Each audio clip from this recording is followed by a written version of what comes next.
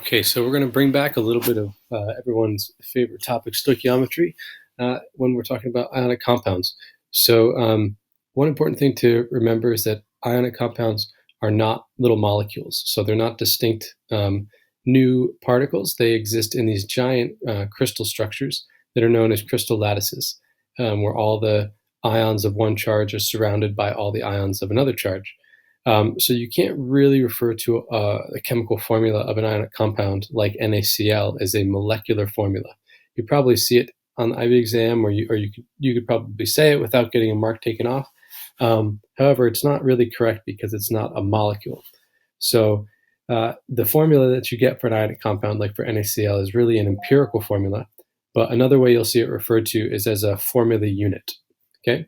And so when we do questions with Avogadro's number, questions where we're converting grams to moles and moles to particles, it's not really correct to say how many molecules are there in blank grams of sodium chloride. The more correct vocab would be to say how many formula units are there in 5.8 grams of sodium chloride. It means how many little NaCl's are there in a certain mass of sodium chloride. But just language-wise, terminology-wise, it's not correct to say the number of molecules since the ionic compounds don't exist as molecules. So it's going to bring us back a fair amount to do these calculations. If you're going to convert grams into a number of formula units, you're really doing a grams to moles and moles to particles calculation. So to get from grams to moles, we're going from mass to moles. You should know that moles equals mass divided by molar mass. So that's the first step here. So we take our 5.8 grams and we would divide it by the molar mass of sodium chloride, which if you add it up on the periodic table is more or less 58. Again, these would be paper one problems, so they should be the math should be relatively simple, so you can do it without a calculator. So from here, you should be at 0.1 moles. You could move the decimal place 1 to the right here, make it 58 times 10 to the minus 1 divided by 58, and you'd have 1 times 10 to the minus 1 for the number of moles. Then to go to number of particles, in this case, number of formula units, it's the number of moles times Avogadro's number equals the number of particles. So in this case, we would take 0.1 and we'd times 6 times 10 to the 23rd, and we will have our number. And so since 0.1 is the same as 10 to the minus 1, 10 to the minus 1 with 10 to the 23 equals 10 to the 22. And so in the end, we're going to end up with 6 times 10 to the 22 formula units. So the math is identical to what you've done before, converting from grams to moles and then moles to number of particles. It's just a new term here. Formula unit simply is the term we're going to see instead of molecules when we're talking about ionic compounds. The other type of question you'll see is an extension here. Just like with in previous questions, we would have said determine the total number of atoms or determine the number of hydrogen atoms, a certain type of atom within a molecule. They could ask you the same thing for an ionic compound, but they might ask you for, instead of the total number of atoms, they might ask you for the total number of ions, or the total number of a specific ion in a compound. And sometimes that can be different than the total number of atoms in the compound. So for example, in this question, how many total ions are there in 0.1 moles of sodium chloride?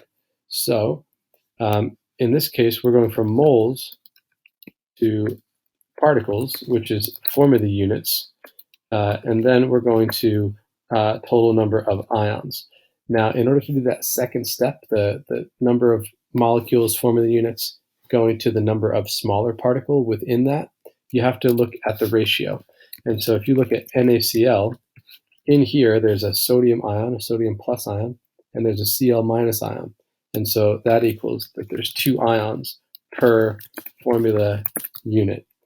So in that second step, you're simply going to take the number of formula units, the number of particles, and times it by 2. So in this problem, you'd have 0.1 moles.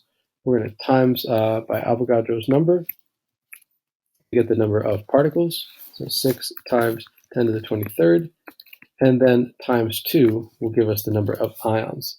And so we did the math previously on the last question. 0.1 times 6 times 10 to the 23rd is 6 times 10 to the 22, times 2 is 12 times 10 to the 22, and if we want to put it in proper scientific notation, then it becomes 1.2 times 10 to the 23.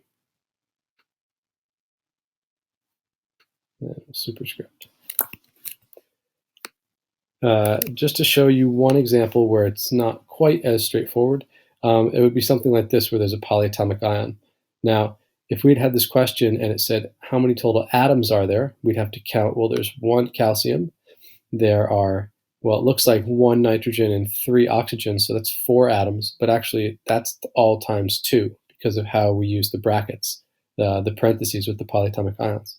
So we've got really 2 nitrogens and 6 oxygens plus 1 calcium. So in this question, there are 9 total atoms, okay? But how many total ions are there?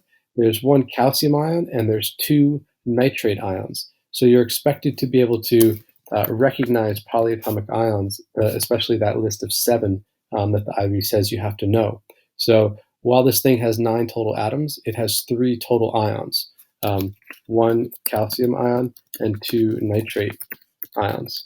So really important, knowing the polyatomic ions, the formulas, being able to spot them is incredibly, incredibly important. So how would you do this question?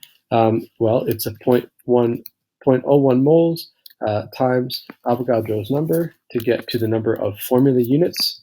And then you're going to times it by the important ratio, the ratio that's pertinent based on this question. Since they asked for the total number of ions, we're going to use this one, 3 total ions. So times the ratio.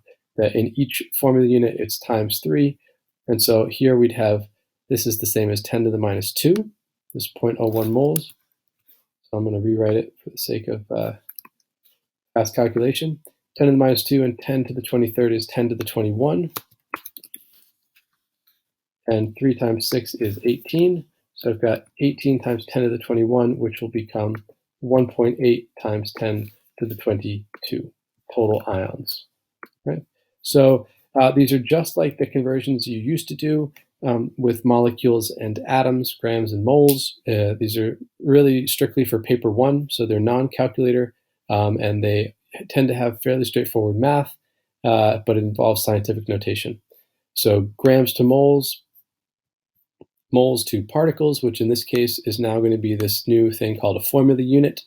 It acts just like it was a molecule, but it's the term for ionic compounds. And then we're going to have questions where you do mole to particles, as in formula units, and then formula units to ions, either usually total ions, but it could be a specific kind of ion. And remember that you need to be aware of the polyatomic ions because that will affect these calculations in a great way.